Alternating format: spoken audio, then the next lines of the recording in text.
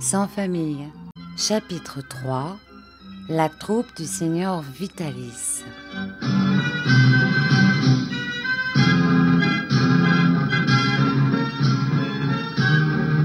Sans doute je dormis toute la nuit sous l'impression du chagrin et de la crainte, car le lendemain matin, en m'éveillant, mon premier mouvement fut de tâter mon lit et de regarder autour de moi pour être certain qu'on ne m'avait pas emporté. Pendant toute la matinée, Barberin ne me dit rien, et je commençais à croire que le projet de m'envoyer à l'hospice était abandonné. Sans doute mère Barberin avait parlé, elle l'avait décidé à me garder. Mais, comme midi sonnait, Barberin me dit de mettre ma casquette et de le suivre.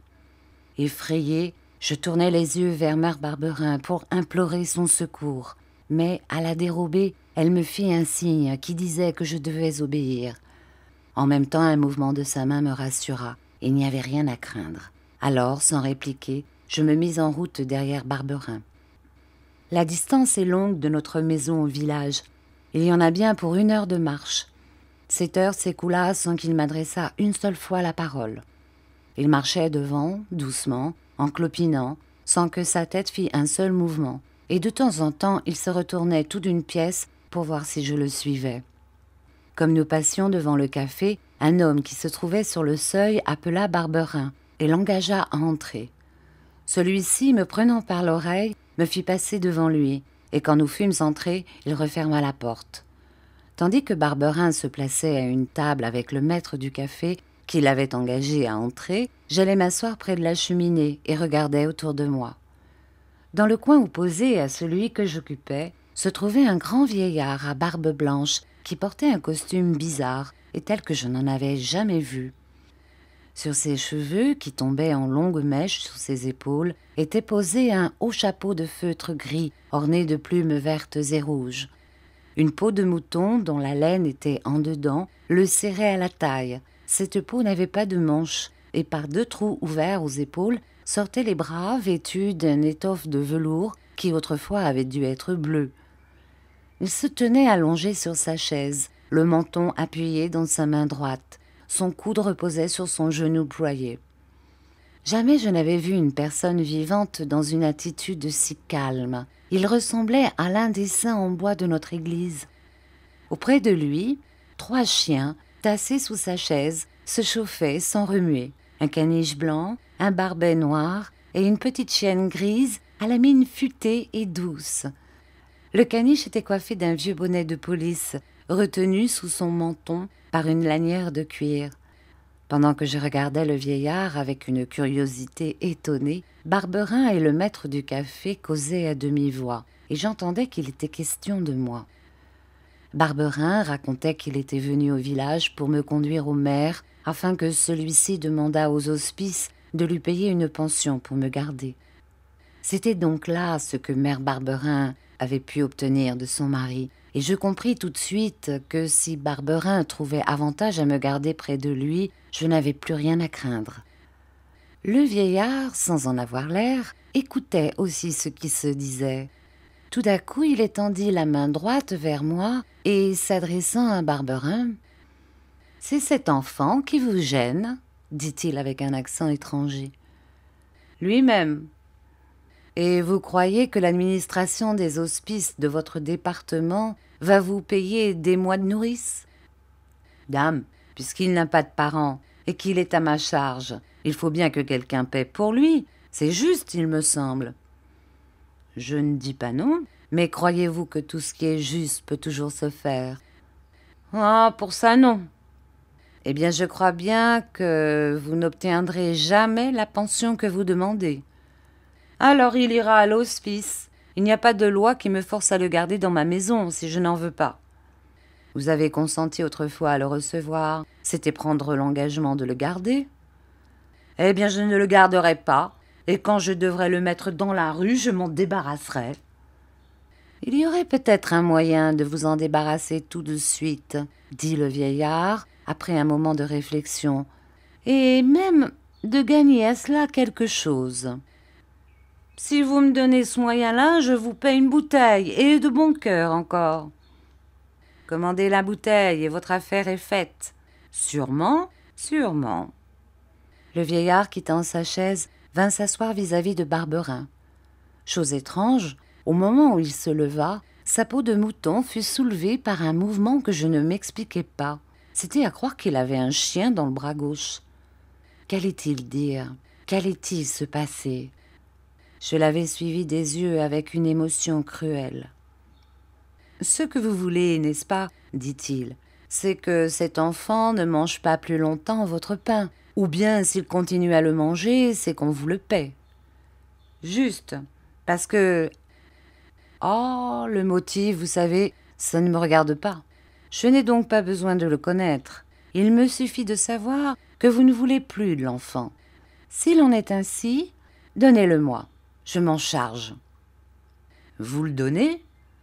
Eh, dame, ne voulez-vous pas vous en débarrasser? Vous donnez un enfant comme celui-là, un si bel enfant, car il est bel enfant, regardez-le. Je l'ai regardé.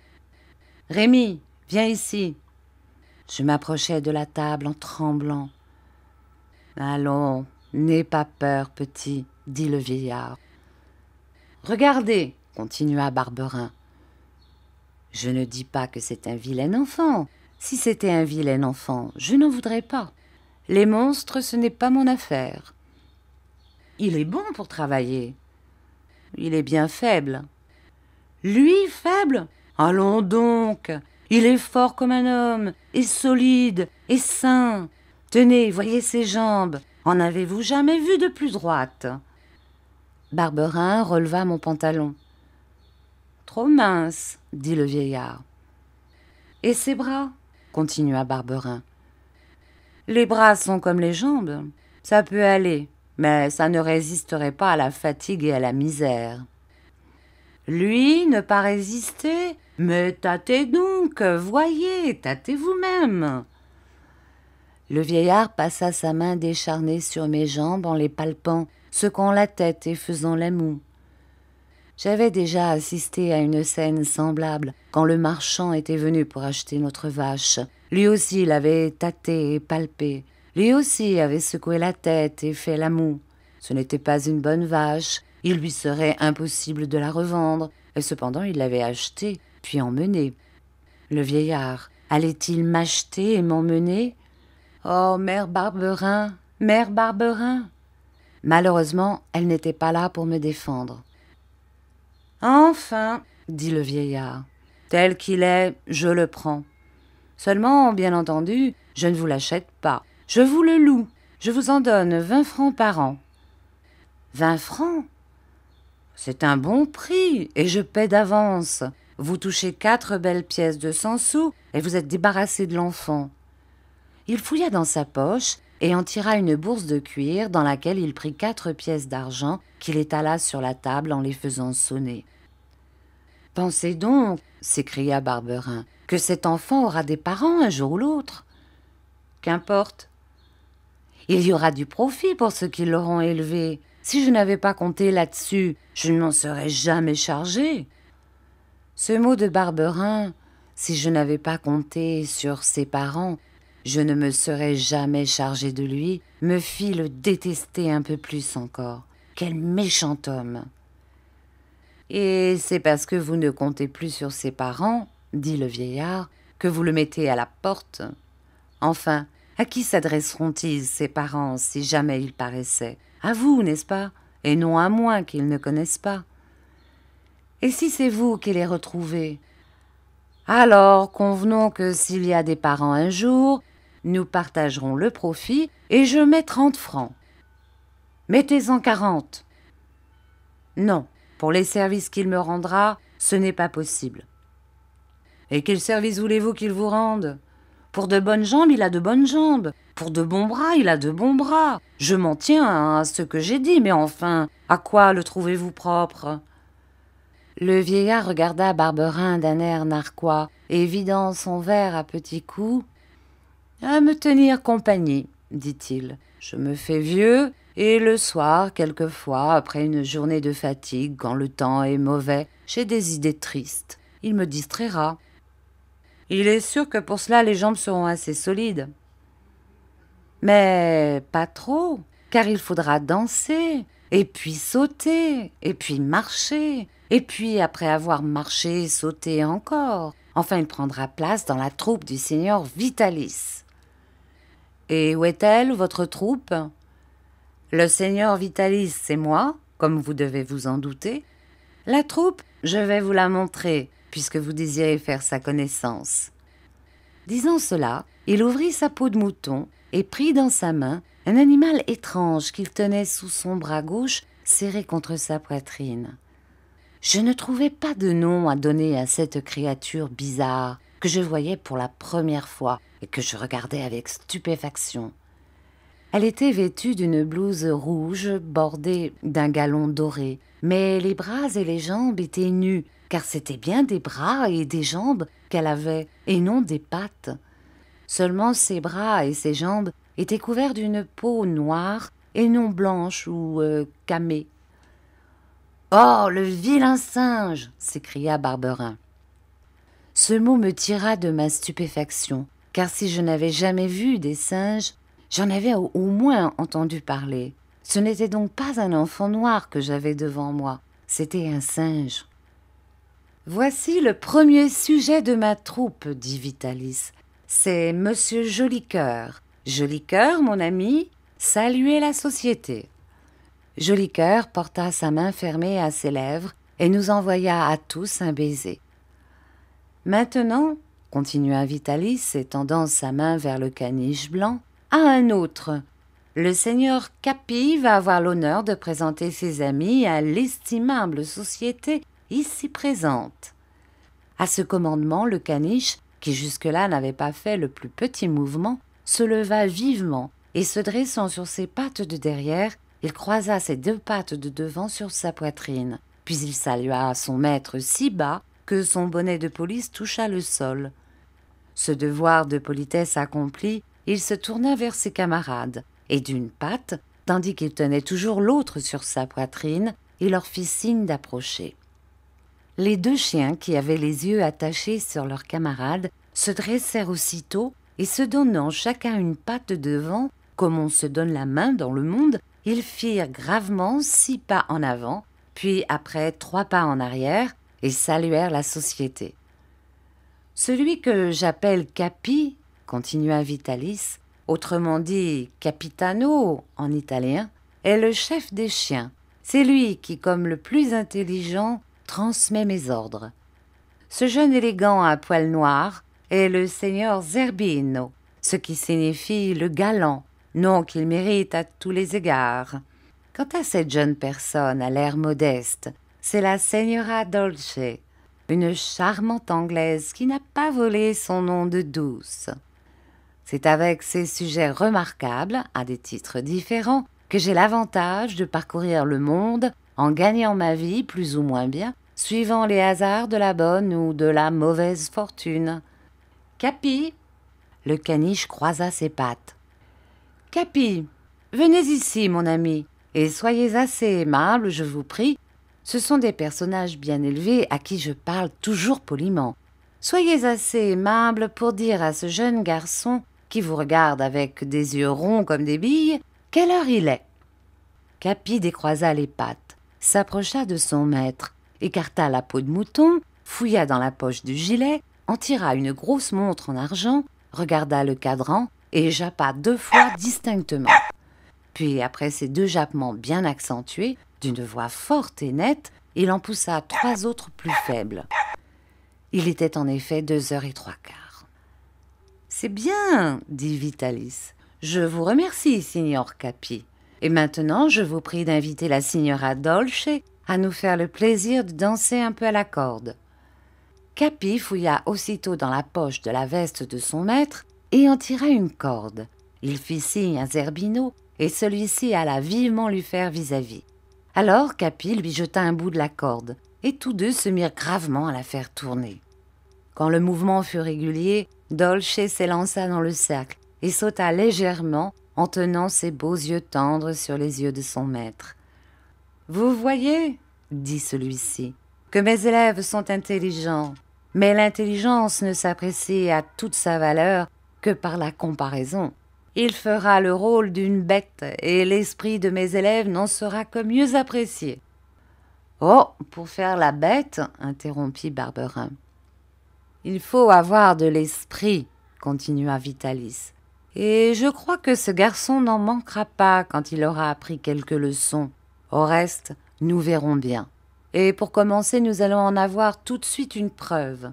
S'il est intelligent, il comprendra qu'avec le seigneur Vitalis, on a la chance de se promener, de parcourir la France et 10 autres pays, de mener une vie libre, au lieu de rester derrière des bœufs à marcher tous les jours dans le même champ, du matin au soir, tandis que s'il n'est pas intelligent, il pleurera, il criera, et comme le seigneur Vitalis n'aime pas les enfants méchants, il ne l'emmènera pas avec lui. Alors l'enfant méchant ira à l'hospice, où il faut travailler dur et manger peu. » J'étais assez intelligente pour comprendre ces paroles, mais de la compréhension à l'exécution, il y avait une terrible distance à franchir. Assurément, les élèves du seigneur Vitalis étaient bien drôles, bien amusants, et ce devait être bien amusant aussi de se promener toujours. Mais pour les suivre et se promener avec eux, il fallait quitter Mère Barberin. Il est vrai que si je refusais, je ne resterais peut-être pas avec Mère Barberin. On m'enverrait à l'hospice. Comme je demeurais troublée, les larmes dans les yeux, Vitalis me frappa doucement du bout de son doigt sur la joue. « Allons, dit-il, l'enfant comprend puisqu'il ne crie pas. La raison entrera dans cette petite tête. Et demain... »« Oh, monsieur, m'écriai-je, laissez-moi, maman Barberin, je vous en prie. » Mais avant d'en avoir dit davantage, je fus interrompue par un formidable aboiement de Capi. En même temps, le chien s'élança vers la table sur laquelle Jolicoeur était resté assis. Celui-ci, profitant d'un moment où tout le monde était tourné vers moi, avait doucement pris le verre de son maître qui était plein de vin, et il était en train de le vider. Mais Capi, qui faisait bonne garde, avait vu cette friponnerie du singe, et en fidèle serviteur qu'il était, il avait voulu l'empêcher. « Monsieur Jolicoeur, dit Vitalis d'une voix sévère, vous êtes un gourmand et un fripon. Allez vous mettre là-bas dans le coin, le nez tourné contre la muraille. Et vous, Zerbino, montez la garde devant lui. S'il bouge, donnez-lui une bonne claque. Quant à vous, monsieur Capi, vous êtes un bon chien. Tendez-moi la patte que je vous la serre. » Tandis que le singe obéissait en poussant des petits cris étouffés, le chien, heureux, fier, tendait la patte à son maître. « Maintenant, continua Vitalis, revenons à nos affaires. Je vous donne donc 30 francs. »« Non, 40. » Une discussion s'engagea, mais bientôt Vitalis l'interrompit. « Cet enfant doit s'ennuyer ici, dit-il. Qu'il aille donc se promener dans la cour de l'auberge et s'amuser. » En même temps, il fit un signe à Barberin. « Oui, c'est cela, dit celui-ci. Va dans la cour, mais n'en bouge pas avant que je t'appelle, ou sinon je me fâche. » Je n'avais qu'à obéir, ce que je fis. J'allai donc dans la cour, mais je n'avais pas le cœur à m'amuser. Je m'assis sur une pierre et restai à réfléchir. C'était mon sort qui se décidait en ce moment même. Quel allait-il être? Le froid et l'angoisse me faisaient grelotter. La discussion entre Vitalis et Barberin dura longtemps, car il s'écoula plus d'1 heure avant que celui-ci vînt dans la cour. Enfin, je le vis paraître. Il était seul. Venait-il me chercher pour me remettre aux mains de Vitalis? « Allons, me dit-il, en route pour la maison. »« La maison? Je ne quitterai donc pas Mère Barberin? » J'aurais voulu l'interroger, mais je n'osais pas, car il paraissait de fort mauvaise humeur. La route se fit silencieusement, mais environ 10 minutes avant d'arriver, Barberin, qui marchait devant, s'arrêta. « Tu sais, me dit-il, en me prenant rudement par l'oreille, que si tu racontes un seul mot de ce que tu as entendu aujourd'hui, tu le paieras cher. Ainsi, attention,